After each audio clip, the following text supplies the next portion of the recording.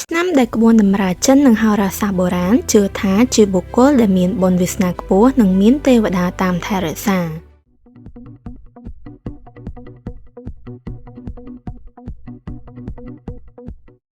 នៅក្នុងលោកនេះមនុស្សម្នាក់ៗកើតមកសុទ្ធតែមានជោគជតារិស័យខុសៗគ្នាប៉ុន្តែតាមក្បួនតម្រាហោរាសាស្ត្រចិន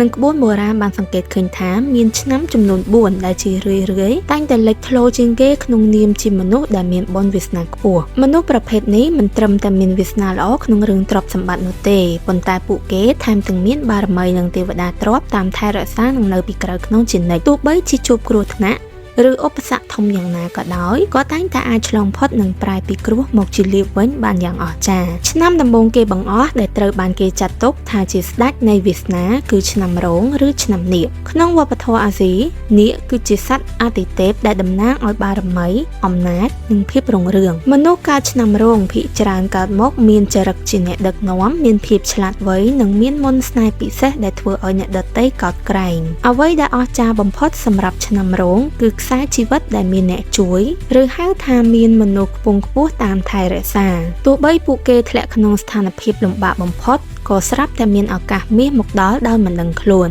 ឆ្នាំរោងគឺជាឆ្នាំដែលចង់ក្រក៏មិនអាចក្របានយូរដែរព្រោះបុណ្យវាសនារបស់គេនឹងរុញច្រានឲ្យគេមកទីខ្ពស់វិញឆ្នាំបន្ទាប់គឺឆ្នាំមមីឬឆ្នាំសេះ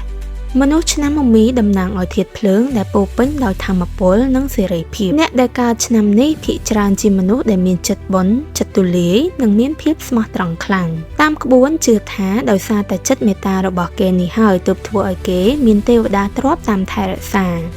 ឆ្នាំមមីច្រើនតែទទួលបានលាភសំណាងនៅវ័យកណ្ដាលហើយរាល់ការខិតខំប្រឹងប្រែងរបស់គេតែងតែផ្ដល់ផលតបស្នងមកវិញទ្វេដងភាពរឹងមាំនិងការមិនបោះបង់របស់គេគឺជាមេដែកស្រូបយកមហាលាភយ៉ាងខ្លាំងក្លាបំផុតចូលមកដល់ឆ្នាំទី3គឺឆ្នាំមមែឬឆ្នាំពពែ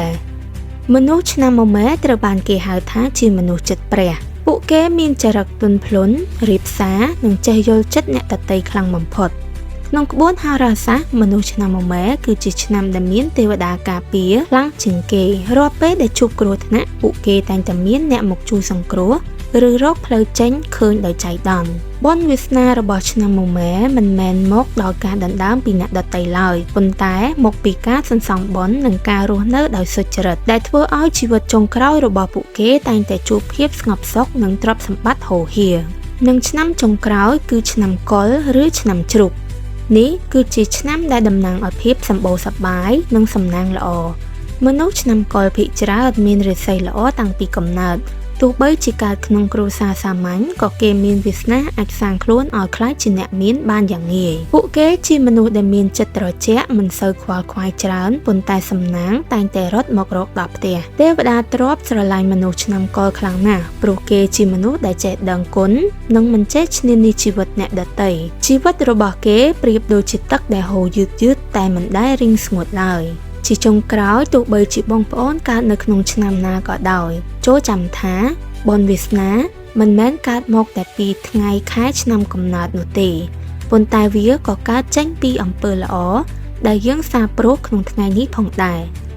បើឆ្នាំកំណើតអ្នកល្អហើយអ្នកខំប្រឹងសាងបុណ្យបន្ថែមនោះជោគវាសនារបស់អ្នកនឹងកាន់តែអស្ចារ្យសូមអរគុណចំពោះការតាមដានទស្សនាវីដេអូប្រសិនបើអ្នកទាំងអស់គ្នាចូលចិត្តសូមកុំភ្លេចជួយ like និង subscribe Channel របស់ពួកយើងដើម្បីទទួលបាននូវព័ត៌មានថ្មីៗនិងចំណេះដឹងថ្មីៗបន្ថែម Subscribe for more